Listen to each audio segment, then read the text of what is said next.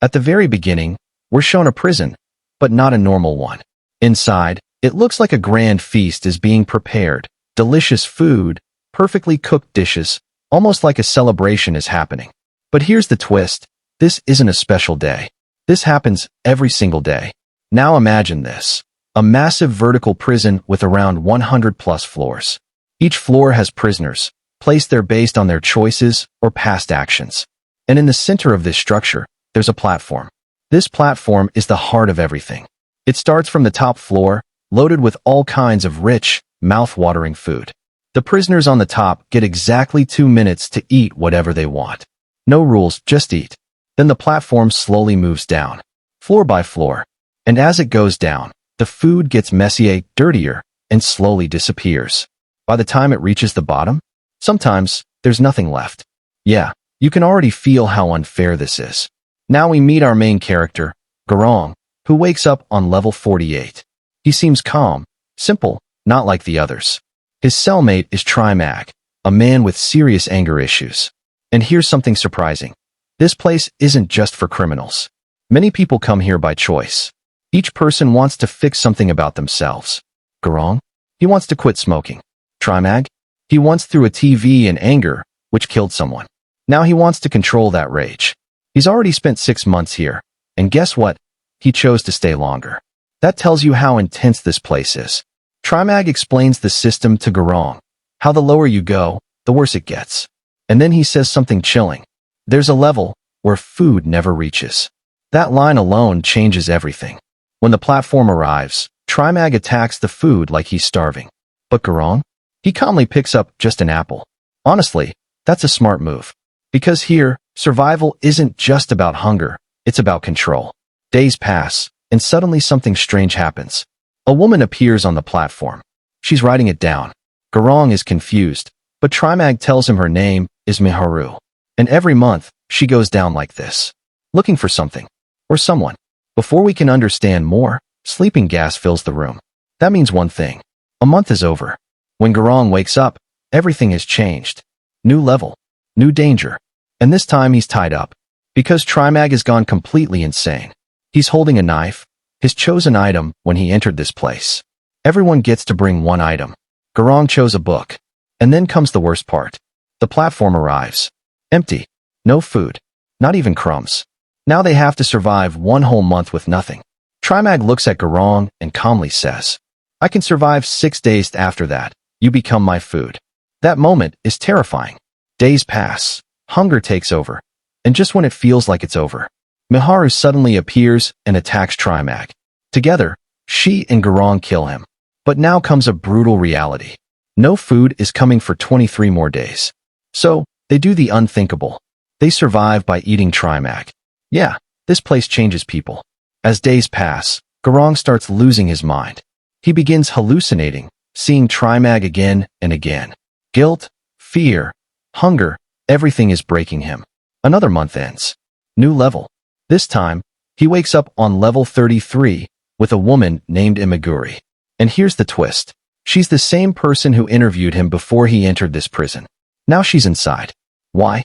Because she's dying from a disease and wanted to experience this place before she dies.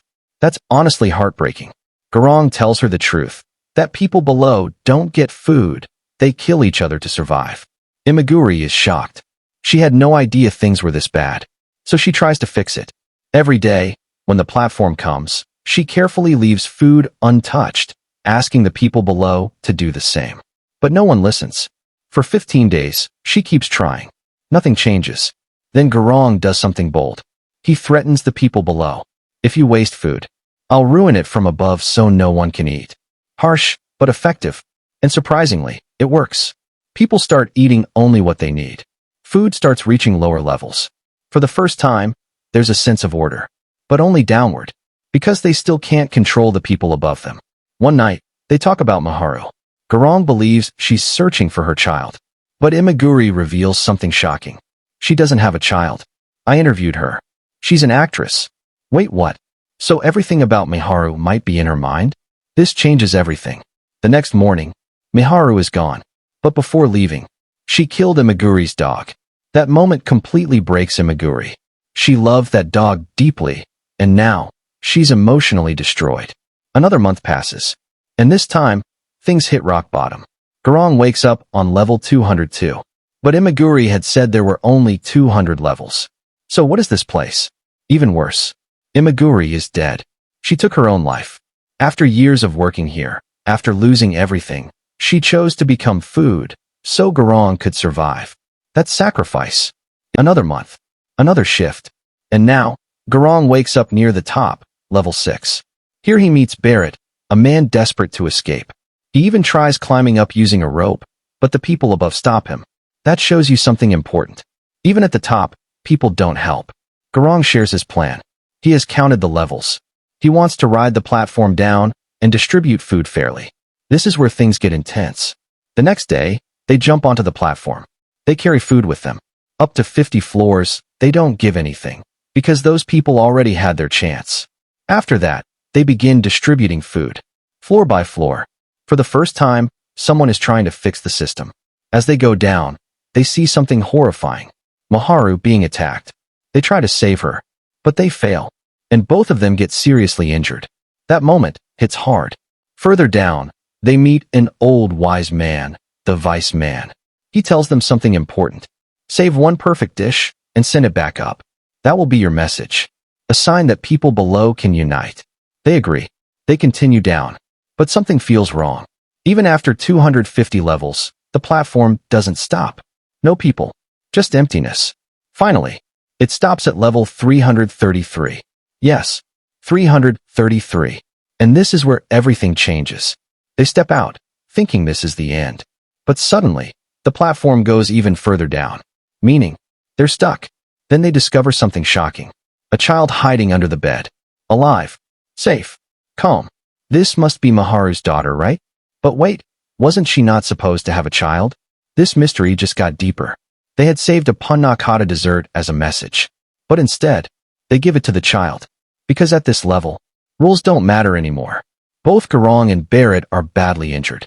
They collapse. And in a dream, Barrett tells him, the child is the message. Not the food. Not the system. But hope. When Garong wakes up, Barrett is dead. He's alone now. At the bottom of everything. The platform is about to shoot back up at high speed. Garong realizes, the only thing that matters now is sending that child up.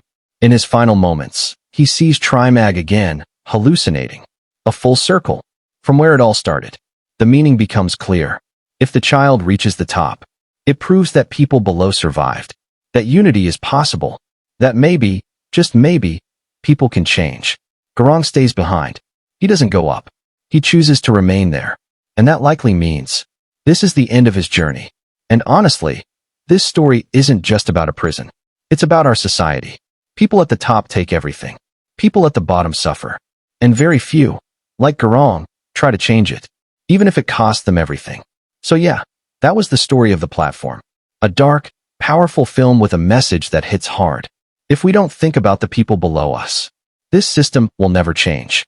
And hey, if you made it till the end, you already know this story was different. So make sure to like, subscribe, and tell me in the comments.